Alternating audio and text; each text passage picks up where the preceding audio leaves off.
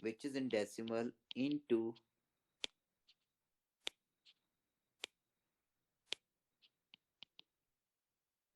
its binary equivalent. ठीक है, and mark MSB and LSB on it. अब 12 जो है, मैंने इसको साइड पे हम लिख लेंगे पेपर के अंदर भी, कि हम लिखेंगे बेटा 8421। 4 बिट से बड़ा कोड हमारे सिलेबस में ही नहीं है। ठीक है, तो अगर किसी के माइंड में जो भी आ रहा है, तो इसके अलावा मेथड बेटे कई हैं, सिर्फ 4 बिट से बड़ा कोड ही किसी को बस याद रखना है। अब 12 बेटे तब आता है कि मैं 8+4 करूं तो मेरे पास 12 बन जाएगा। तो इसका मतलब यह मैं 8 के नीचे भी मैं 1 लिख दूंगा।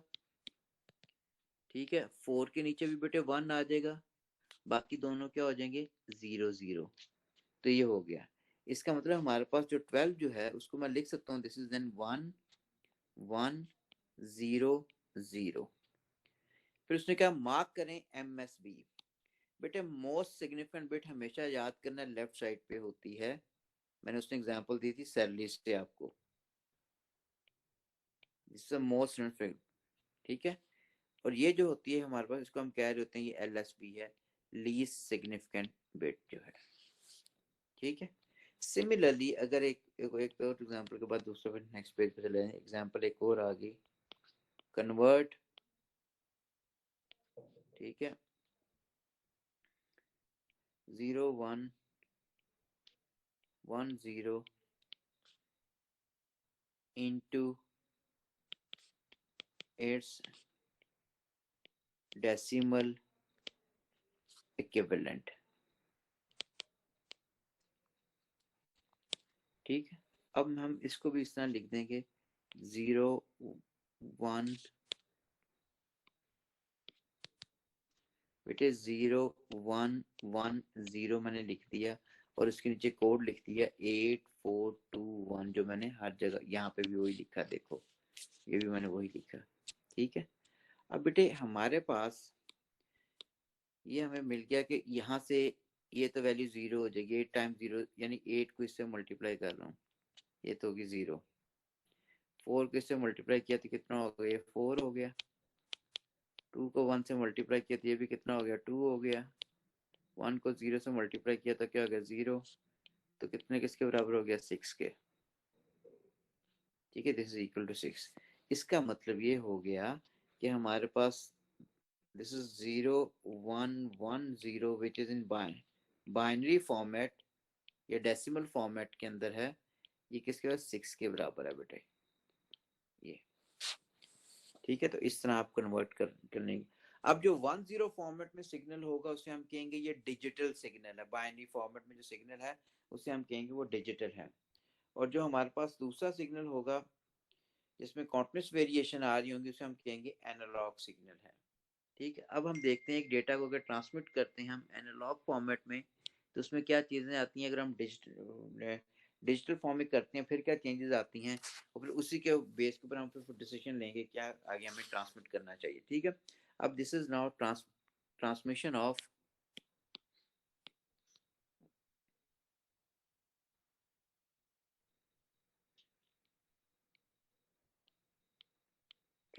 ऑफ डेटा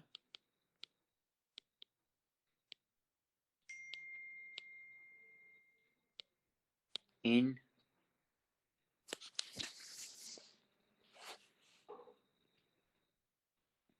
इसको, ओह सॉरी,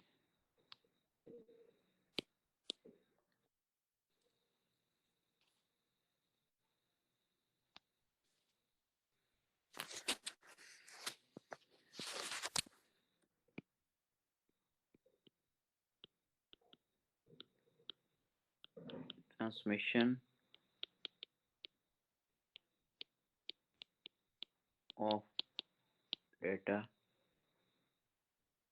ए में आ जाए, in analogue, ANA LOGUE Britain में होता है, LOG आप अमेरिका में लिखते हो, अमेरिकन लैंग्वेज में, एनालॉग फॉर्मेट। ठीक है बेटे, एनालॉग किसको कहते हैं? जिसमें कॉन्टिन्यूस वेरिएशन आ रही हो। कॉन्टिन्यूस, जैसे टेम्परेचर एनालॉग होता है। टेम्परेचर ये नहीं होता कि 0 से एकदम 15 डिग्री सेंटीग्रेड कटा के डायरेक्ट चला जाए। वो 0 से अगर 15 जाना है तो उसने 1 2 3 4 इस तरह होके जाना है।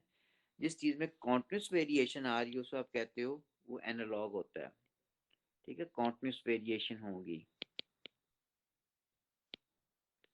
वेरिएशन कोई अब्रप्ट चेंज नहीं है। जैसे एनालॉग डिजिटल में तो अब्रप्ट चेंज आ जाएगी ना, या लॉजिक लेवल 1 होगा या 0 होगा, या स्विच ऑन होता है या ऑफ होता है। स्विच ऑन होता है सिग्नल पास करता है, स्विच ऑफ होगा तो सिग्नल पास नहीं करेगा। जबकि इसके अंदर इस तरह नहीं है। इसमें हमारे पास कॉन्टिन्यूस वेरिएशन आ रही होनी है सिग्नल की इसके अंदर। ठीक है, अब बेटे हमारे पास क्या है कि अगर हम सिग्नल को मैं ट्रांसमिट करता हूँ,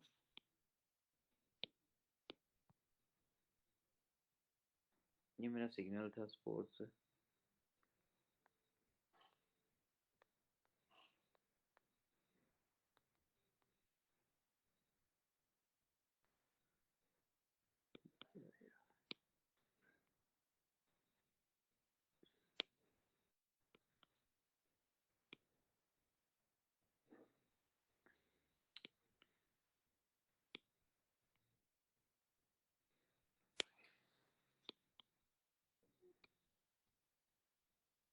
शुक्र है।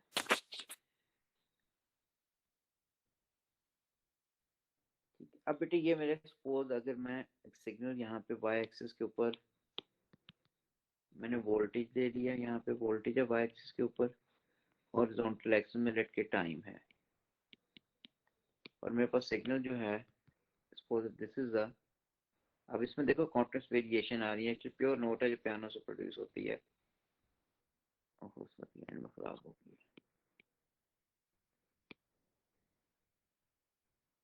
ये।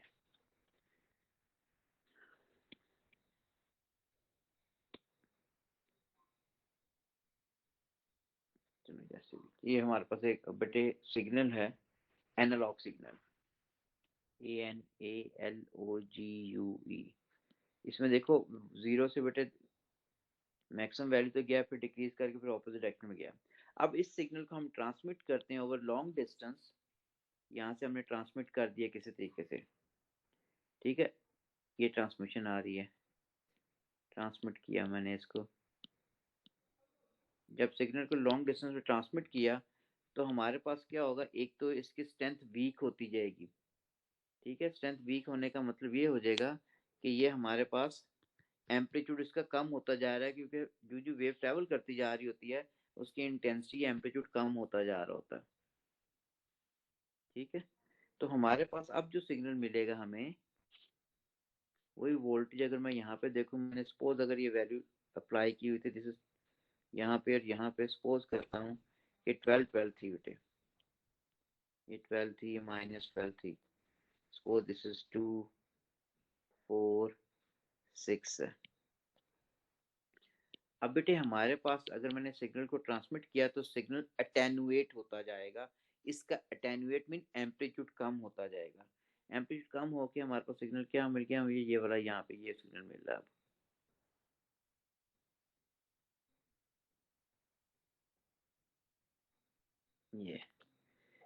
ये अटेनुएट हो गया। अटेनुएशन का ये फॉर्मूला पढ़ा होता है, intensity is directly proportional to amplitude square. हमने ये इसमें पढ़ा होता है ना, इंटेंसिटी किस पे डिपेंडेंट होता है, 1/r² पे भी डिपेंडेंट होता है। जितना डिस्टेंस ज्यादा होता है उतनी इंटेंसिटी क्या होती जाएगी, कम होती जाएगी। तो ये सिग्नल क्या हो गया, वीक हो गया, इसका एम्पलीट्यूड कम हो गया। अब एम्पलीट्यूड कितना को कम हो गया कि हमारे पास पहले 20 था, तो 20 से रिड्यूस होकर बेटा ये 4 पे आ गया, सपोज ये -4 पे आ गया, इस हद तक कम हो गया।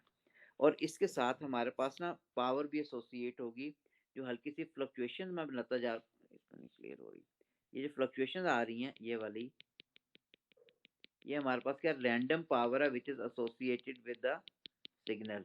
अब रैंडम पावर क्या मतलब, हमारे पास सपोज मैं अगर बोल रहा हूँ तो ये अगर इंफॉर्मेशन सिग्नल है, आप तक जाते हुए सिग्नल वीक हो तो, और आपके घर के केबिन टीवी लगा हुआ है, आपका अब जो ब्रेन है वो जो ईयर ड्रम है वो तो दोनों सिग्नल रिट्रीव कर रहा है ना बेटे। वो नॉइज सिग्नल भी जो टीवी से आ रहा है वो भी रिट्रीव कर रहा है, और दूसरा हमारे पास ये भी सिग्नल रिट्रीव कर रहा है। वो तो ब्रेन जो है बेसिकली इंटेलिजेंट चीज़ है जो डिस्टिंग्विश कर लेता है नॉइज को। ठीक है, अब ये सिग्नल क्या काफी वीक हो चुका है, अटेनुएट हो चुका है, तो इसको हम लिखेंगे दिस इज अटेनुएटेड, यानी एम्पलीट्यूड कम हो चुका है, and noisy signal. Attenuated, attenuated mean amplitude कम हो गया, ठीक है, एंड नॉइजी सिग्नल।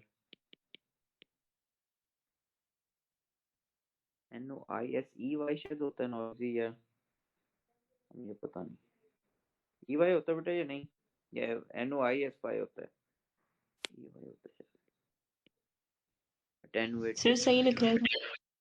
NOISEY नहीं होता, वाई होता है।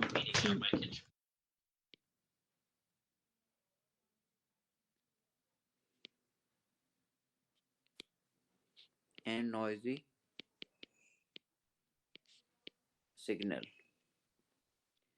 ठीक है, अब बेटे हम क्या करते हैं, अगर मैं आधे रास्ते पहुंचा तो इतनी अटेनुएशन हो चुकी थी और इतनी नॉइज भी एसोसिएट हो चुकी थी। अब मैंने क्या करना है, इसको सिग्नल को दूर तक भेजना है। ठीक है, अगर दूर तक भेजना है तो दरमियान में क्या लगाऊंगा, मैं एम्पलीफायर लगा दूंगा। ठीक है, ये मैंने दरमियान में एक एम्पलीफायर लगा दिया, ये दिस इज एम्पलीफायर। ठीक है, एम्पलीफायर, इसको हम रिपीटर भी कहते हैं। रिपीटर कह लें, ये रिपीट करता है यानी दोबारा उसको एम्पलीफाई कर देता है। ठीक है, अब हमारे पास सिग्नल क्या पहुंचेगा,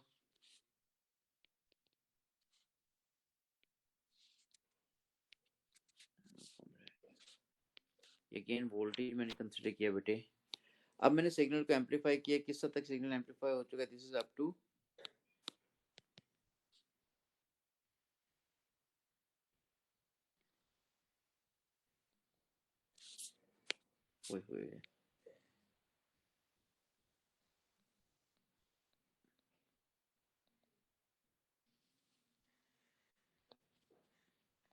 ये बेटे, अब सपोज मैंने ये 12 से इंक्रीज करके मैंने इसको कर दिया, दिस इज 22 पे, ये क्या हो गया -22 के ऊपर। बाकी कोई चेंज नहीं आ रही फ्रीक्वेंसी पे या टाइम पीरियड पे बेटे, वो वही 246 वही मैं ले रहा हूँ, यहाँ पे भी 246 सही है था। फ्रीक्वेंसी वगैरह पे कोई चेंज नहीं आई, टाइम पीरियड पे कोई चेंज नहीं आई। अब ये हमारे पास क्या सिग्नल एम्पलीट्यूड तो ज्यादा होगी ना, रिपीटर या एम्पलीफायर इज नॉट क्या कहना चाहिए, इंटेलिजेंट स्विच नहीं है which can distinguish between the background noise and the information signal. ये क्या करेगा, रिपीटर या एम्पलीफायर दोनों इनपुट्स को पकड़ के जिसको मिलनी एम्पलीफाई कर देगा। तो ये भी हमारे पास एक तो एम्पलीफाई होगी, साथ इसका जो नॉइज है वो भी हमारे पास क्या होगी, वो भी एम्पलीफाई होगी। अगर नॉइज भी एम्पलीफाई होगी तो नॉइज ये बन गया अब ये। अब ये हमारे पास जो सिग्नल है, ये हमारे पास इसको रिकग्नाइज लैक ऑफ क्वालिटी है इसके अंदर, क्योंकि नॉइजी सिग्नल है। ठीक है, इसको समझना डिफिकल्ट होगा बेटे। ये हमारे पास क्या हो गया, this is noisy signal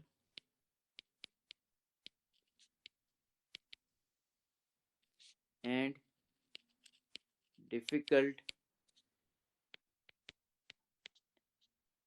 and lakhs in quality. अच्छा, कहने का मतलब ये था, एनालॉग सिग्नल को अगर हम ट्रांसमिट करते हैं, जो जो बेटे सिग्नल मूव करता जाता है, ट्रैवल करता जाता है, तो उसकी स्ट्रेंथ डिक्रीज करती जाती है, उसका एम्पलीट्यूड डिक्रीज करता जाता है, और उसके साथ अनवांटेड पावर भी एसोसिएट होती है, to whom we called noise. Noise हम कहेंगे unwanted random power associated with the information signal. बाद में उस चीज को लिखूंगा भी मैं सारी डेफिनेशन, ठीक है। उसके बाद हम इसके आगे हम एम्पलीफायर लगाते हैं। बेटे एम्पलीफायर कोई इंटेलिजेंट चीज नहीं है। अब ये देखो हमारे पास इसमें सिग्नल भी वेरी करता जा रहा है, इसमें नॉइज भी वेरी करती जा रही है, तो ये दोनों में वेरिएशन आ रही है। दोनों में वेरिएशन आएगी तो क्या करेगा, दोनों को पकड़े एम्पलीफाई कर देगा। अगर दोनों को एम्पलीफाई कर दी तो आउटपुट में फिर जो सिग्नल मिलेगा उसमें नॉइज फैक्टर बहुत ही एसोसिएट होगा, और जितनी नॉइज ज्यादा एसोसिएट होती जाएगी उसको क्वालिटी उतनी कम होती है, उसको सुनने को भी दिल नहीं कर रहा होता।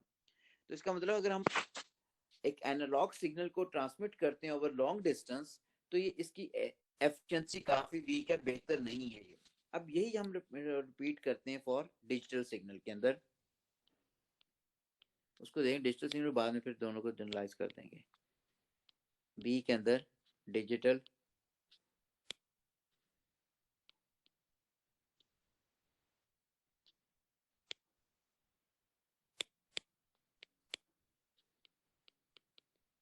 इन डिजिटल फॉर्मेट यानी बाइनरी फॉर्मेट में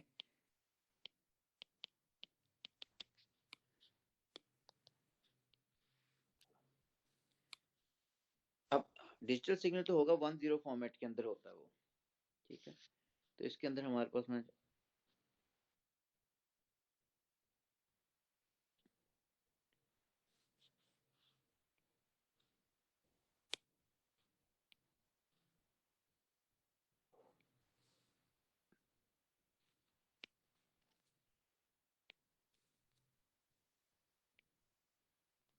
ओके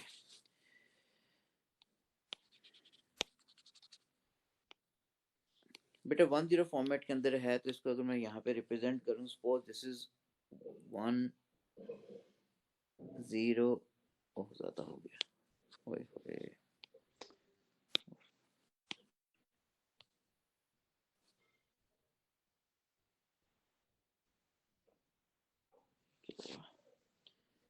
पता नहीं बेटे, लॉस ही ना हो गया सारा जो मैंने सेव नहीं किया था अभी।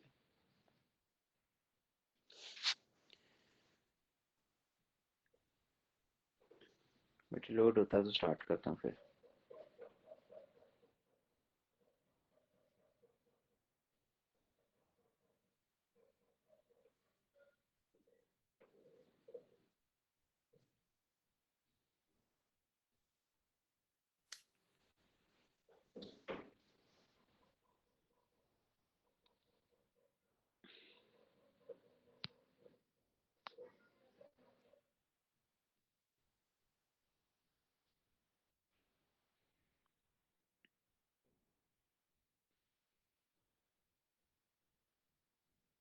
यानी कि एक एक पेज करके करना पड़ना, नहीं तो फिर नहीं आना इसमें।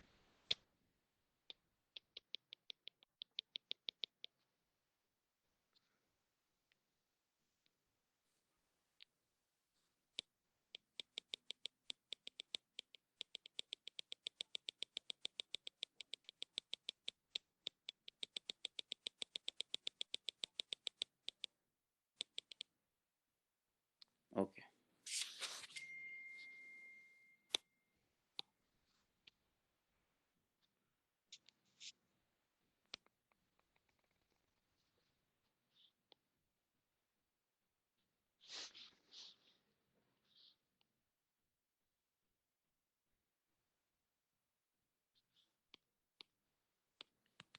ये होता है बेटा 1-0 फॉर्मेट के अंदर, सपोज दिस इज, ये 1 हो गया बेटे,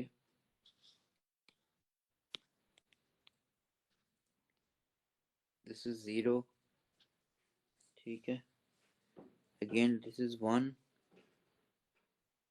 फिर ये 0। अब ये 1 वोल्ट में भी रिप्रेजेंट कर रहा हो बेटे, ये भी 12 वोल्ट, ये 5 वोल्ट की रिप्रेजेंट कर रहा है।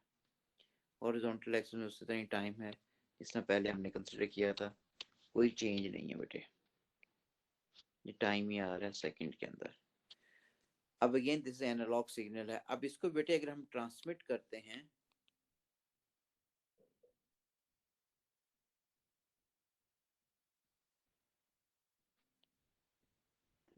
ये 1010 को रिप्रेजेंट कर रहा है, 1010।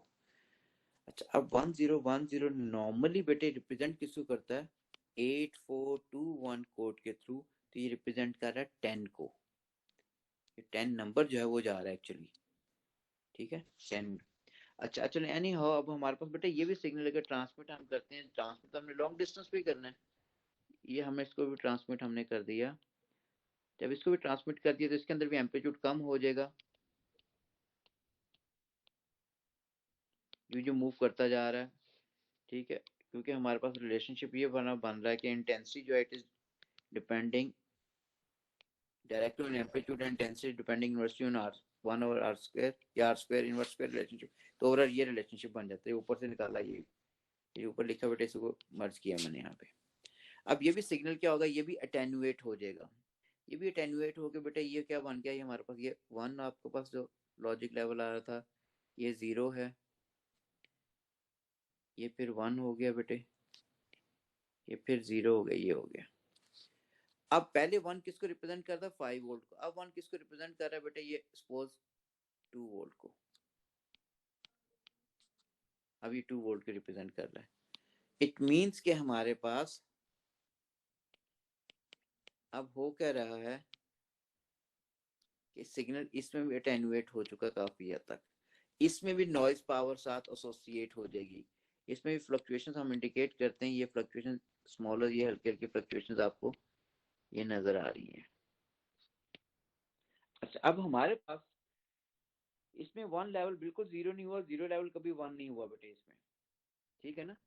यानी कि ये हमारे पास 5 से 2 वोल्ट पे आ गया, लेकिन 5 से 0 पे नहीं गया।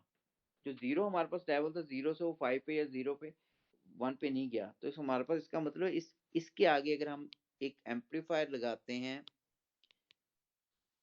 Which is this one,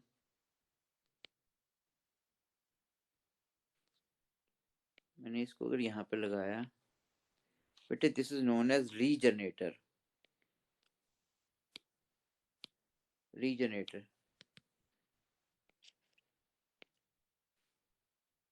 GENERATOR। अब देखो बेटे, इसमें आपका इंफॉर्मेशन सिग्नल तो कांस्टेंट ऑल्दो अटेन्युएट हो चुका फ्रॉम 5 वोल्ट टू 2 वोल्ट, और उसके साथ रैंडम पावर भी एसोसिएट हो चुकी है, जिस तरह हमने ऊपर पढ़ा था। लेकिन इसमें हमारे पास क्या, सिग्नल की वैल्यू कांस्टेंट है, 2 वोल्ट है या 0 वोल्ट है, ठीक है। इसमें ये और उसके साथ फ्लक्चुएशन जो आ रही है वो नॉइज है। तो रीजनरेटर एक इंटेलिजेंट स्विच होता है, it can distinguish the continuous variation of the noise from the constant information signal. तो ये काम पहले क्या करता है कि आपकी जो नॉइज होती है उसको फिल्टर कर देता है, ठीक है। बाद में सिर्फ इसके बाद इंफॉर्मेशन सिग्नल रह जाएगा, इंफॉर्मेशन सिग्नल के बाद में एम्पलीट्यूड ज्यादा करता है, एम्पलीफाई कर देता है। तो ये जो काम करता है हमारे पास, ये पहला काम तो ये करता है कि हमारे पास ये फिल्टर करता है, फिल्टर द नॉइज। कैसे फिल्टर करता है, क्योंकि हमारे पास नॉइज में फ्लक्चुएशन और दूसरा इंफॉर्मेशन सिग्नल कांस्टेंट है, ठीक है। Because noise is fluctuating and information signal is constant, signal is constant। तो दोनों में डिस्टिंग्विश करना इसके लिए इजी होता है, जो फ्लक्चुएट कर रही होती है उसको पढ़ के अर्थ में भेज देता है, ठीक है। दूसरा क्या है, अब हमारे पास क्या रह जाएगा, इंफॉर्मेशन सिग्नल रह जाएगा, उसको एम्पलीफाई कर देगा, एम्पलीफाई द इंफॉर्मेशन सिग्नल। अच्छा, अब माइंड में आ रहा है सर, ये हम रीजनरेटर ऊपर लगा दें इसकी जगह पे, तो बेटा फिर भी यही काम होना जो ऊपर शो हुआ है, क्योंकि उसमें उसमें दोनों वेरी कर रही हैं, उसमें आपकी नॉइज भी वेरी कर रही है, आपका इन्फॉर्मेशन सिग्नल भी कॉन्टिन्यूसली वेरी करता जा रहा है। इसमें इन्फॉर्मेशन सिग्नल वेरी नहीं कर रहा, ठीक है। ऑल्दो उसका एम्पलीट्यूड कम हो चुका है, वो 5 से 2 वोल्ट पे या 1 वोल्ट पे हो जाएगा, लेकिन एब्सोल्यूट जीरो नहीं होगा। और जीरो वाली वैल्यू एब्सोल्यूट 1 कभी भी नहीं होगी, ये 4 या 2 वोल्ट पे नहीं जाएगी, ठीक है। उसके साथ जो हमारे पास रैंडमनेस आती जा रही है वो नॉइज है, तो ये नॉइज वाले सिग्नल को अर्थ में भेज देता है। तो और हमारे पास सिर्फ इंफॉर्मेशन सिग्नल रहता है, इंफॉर्मेशन सिग्नल को पकड़ के इसका एम्पलीट्यूड ज्यादा कर देगा। अगर उसका एम्पलीट्यूड ज्यादा कर देगा तो हमारे पास सिग्नल ये अभी हो गया।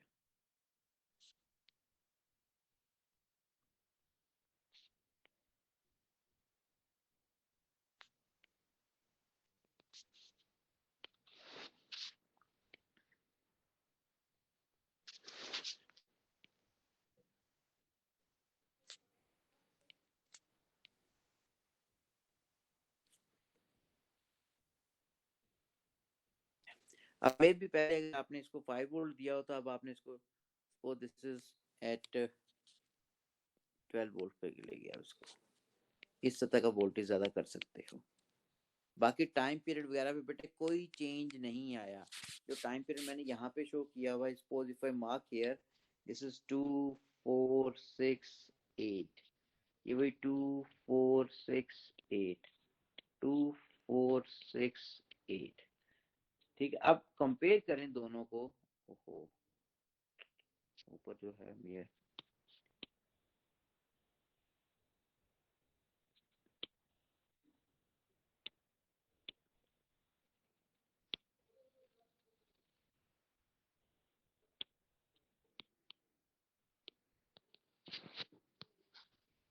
Time in second, voltage, this is repeater, या इसको हम एम्पलीफायर कह लें। ठीक हो गया। अच्छा, अब बेटे हमारे पास यहाँ से रिजल्ट क्या निकाल रहे हैं कि हमारे पास एनालॉग वेरिएशन जो होगी, एनालॉग सिग्नल को अगर हम ट्रांसमिट करते हैं लॉन्ग डिस्टेंस पे, वो अटेनुएट होगा, नॉइज एसोसिएट हो जाएगी। उसको हम रास्ते में दोबारा अगर एम्पलीफायर लगा के भेजते भी हैं तो आउटपुट में सिग्नल ठीक नहीं आना। केबल भी जो घर में अगर आ रही है रास्ते के अंदर, एनालॉग केबल जो घरों में होती है नॉर्मली, जो है घर में टीवी वाली केबल की बात कर रहा हूँ बेटे, आगे वो एम्पलीफायर्स लगाते हैं, रिपीटर्स लगाते हैं या बूस्टर्स लगाते हैं। उससे क्या करता है, एम्पलीफायर तो करते हैं सिग्नल, लेकिन फिर क्लियर सिग्नल नहीं आएगी। ठीक है, कि अगर उसके साथ हमारे पास नॉइज पावर एसोसिएट होती है, तो इसमें एनालॉग सिग्नल की ट्रांसमिशन कभी भी बेहतर नहीं होती। डिजिटल सिग्नल की ट्रांसमिशन बेहतर होती है कि उसमें नॉइज फिल्ट्रेशन प्रोसेस बेहतर होता है। नॉइज फिल्ट्रेशन होती क्यों है? क्योंकि आपका इंफॉर्मेशन सिग्नल में वेरिएशन नहीं होती। इंफॉर्मेशन सिग्नल में कॉन्टिन्यूस वेरिएशन ही होती है, उसमें डिस्क्रीट वेरिएशन होती है, 1-0 फॉर्मेट में वेरिएशन आ रही होती है उसके अंदर, या लॉजिक लेवल 1 होता है या 0 होता है, उसके साथ जो नॉर्मल फ्लक्चुएशन होती है वो हमारे पास क्या होती है, वो नॉइज होती है। तो रीजनरेटर हमारे पास एक इंटेलिजेंट स्विच है which can distinguish between the background noise from the information signal, so it filters the background noise, ठीक है, by directing it to the earth, और हमारे पास and amplify the latest information signal। तो अब digital transmission ज्यादा बेहतर है as compared to analogue transmission. ठीक हो गया। तो रिजल्ट यहाँ से हमने ये निकाल लिया कि digital transmission is better than analogue transmission. तो this is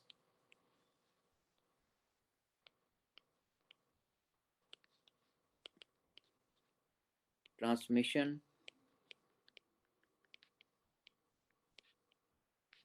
of digital signal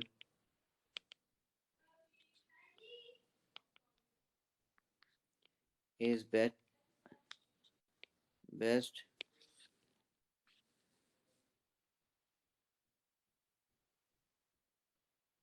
over long distance। ठीक है। अच्छा, अब हम जो बोलते हैं वो तो एनालॉग सिग्नल है बेटे, जो हम बोल रहे हैं वो है ही एनालॉग सिग्नल। तो इसका मतलब ये होगा कि हमें क्या करना पड़ेगा, उसको एनालॉग सिग्नल को डिजिटल फॉर्मेट में हमें कन्वर्ट करना पड़ेगा। ठीक है, हम एनालॉग सिग्नल को डिजिटल फॉर्म में कन्वर्ट करेंगे, फिर उसको ट्रांसमिट करेंगे, और रिसीवर साइड के ऊपर फिर हमारे पास क्या होगा, जो डिजिटल सिग्नल होगा उसको हम दोबारा रिट्रीव करेंगे। रिट्रीव करने के बाद उसको एनालॉग सिग्नल फॉर्मेट में कन्वर्ट करके हमारे पास कंज्यूमर या यूजर साइड को फर्दर पे ट्रांसमिट करेंगे। ठीक है, अब दोनों को अगर कंसिडर किया जाए, रिलायबल कौन सा होगा? रिलायबल हमारे पास बेटे अब डिजिटल ट्रांसमिशन ज्यादा रिलायबल है, ज्यादा चीप है। ठीक है, ज्यादा बेहतर होगी। ठीक है, तो मैं थोड़ा सा एडवांटेजेस लिखता हूँ यहाँ पे, कोई अगले पे एडवांटेजेस ऑफ डिजिटल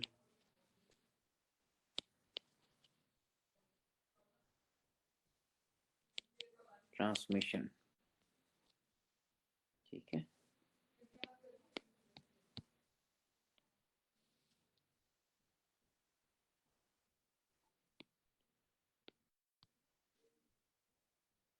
बेटे एक तो हमारे पास कोई भी सिग्नल को मैंने ट्रांसमिट करना है तो उसके साथ हम एक्स्ट्रा बिट्स डाल देते हैं जो कि एरर चेकिंग टेक्निक के लिए यूज होती हैं, और उसमें सेंडर का एड्रेस और उसके रिसीवर का एड्रेस, ये सारी चीजें उसके अंदर होती हैं कि किसने सेंड किया, किसने रिसीव किया है।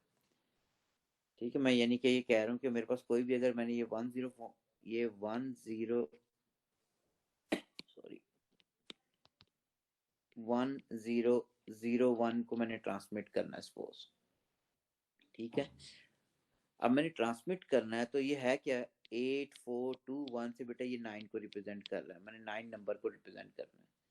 अब जब भी एक रिप्रेजेंट करना है तो इसके साथ मैं क्या करूंगा, यहाँ पे और यहाँ पे कुछ फर्दर बिट्स ऐड अप कर दूंगा जो भी बता रही होंगी ये डेटा कहाँ से आ रहा है और रिसीव किसने करना है।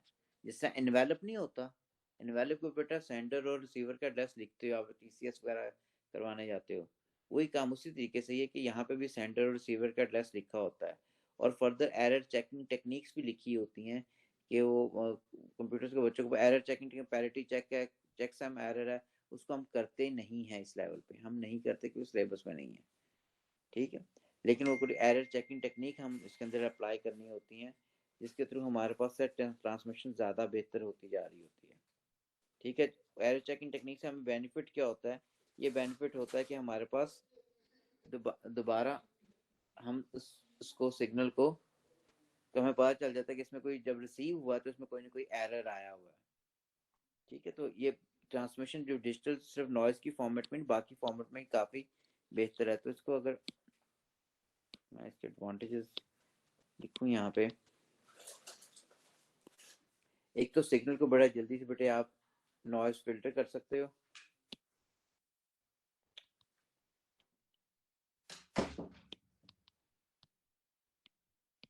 पहला तो हो गया बेटे हमारे पास noise can be filtered and information signal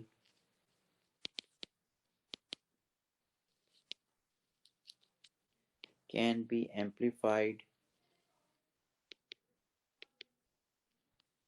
ठीक है, इसको हम कहते हैं रीजनरेटेड। ठीक है, दूसरा हमारे पास क्या है,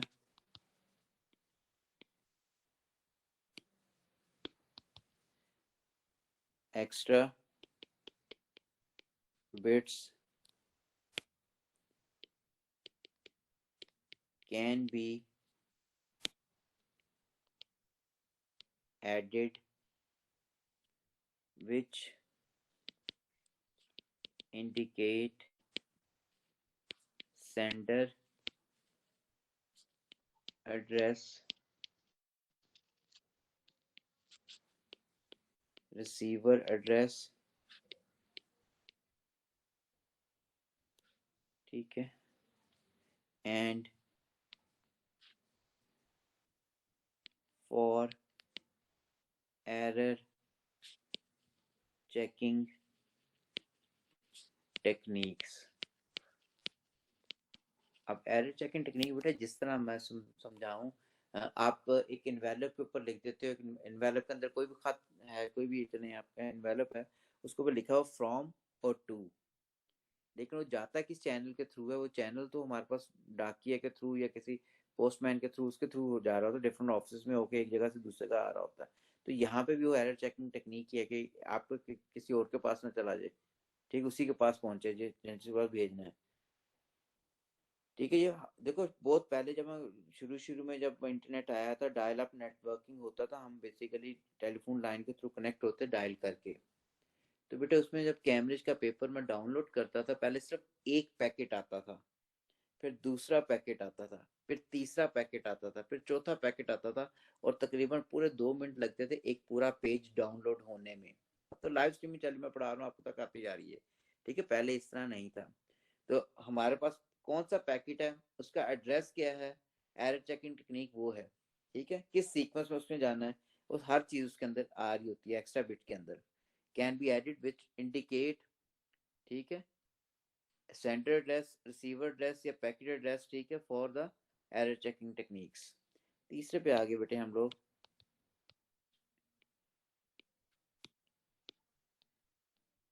अच्छा मल्टीप्लेक्सिंग इसमें पॉसिबल होती है। अच्छा, मल्टीप्लेक्सिंग क्या मतलब है, एक ही जगह को एक ही चैनल, यानी कि अगर आपने लेटर्स भेजने हैं तो एक ही डाकिया जो है सारों के लेटर्स लेके चला देता है। ठीक है, आपने जाके लेटर एक पोस्ट बॉक्स में डाल दिए, ठीक है, अब एक ही डाकिया आएगा और सारों के लेटर्स लेके जाएगा, एक ही एयर स्पेस को डिफरेंट चैनल्स यूज कर सकते हो। ठीक है, हमारे पास मल्टीप्लेक्सिंग, मल्टी मल्टीप्लेक्सिंग में समझाता भी आगे बरोबर, इज पॉसिबल, इसका मतलब ये है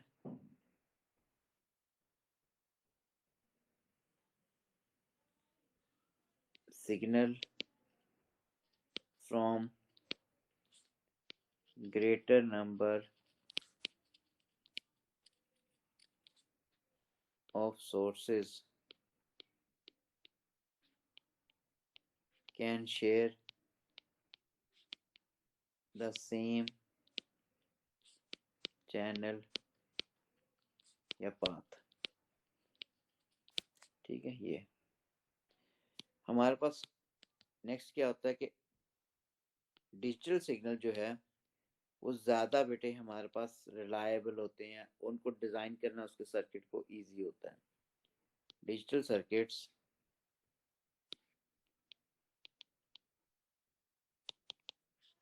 आर इजी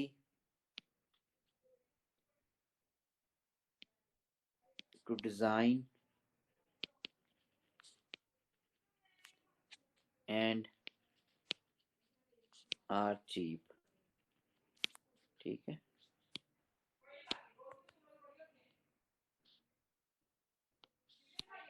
नेक्स्ट में हमारे पास digital signal, digital circuits are more reliable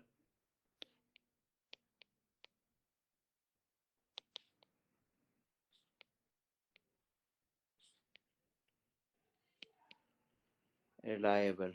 ठीक है, और इसके अंदर हमारे पास डेटा इंक्रिप्शन अवेलेबल है। डेटा इंक्रिप्शन मीन एक पर्टिकुलर फॉर्मेट में, ओरिजिनल फॉर्मेट में सिग्नल ना जाए, जिस चैनल के थ्रू होके जा रहा है उस चैनल के अंदर हमारे पास क्या है, उसको चेंज कर दो चैनल। ठीक है, किसी और फॉर्मेट में रास्ते में कोई रिसीव भी अगर कर लेता है किसी तरीके से, उसे समझ ही ना आए वो। ठीक है, तो इसमें data can be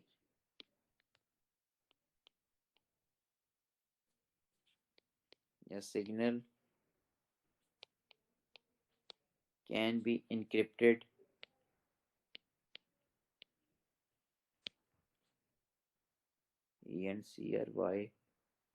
encrypted cr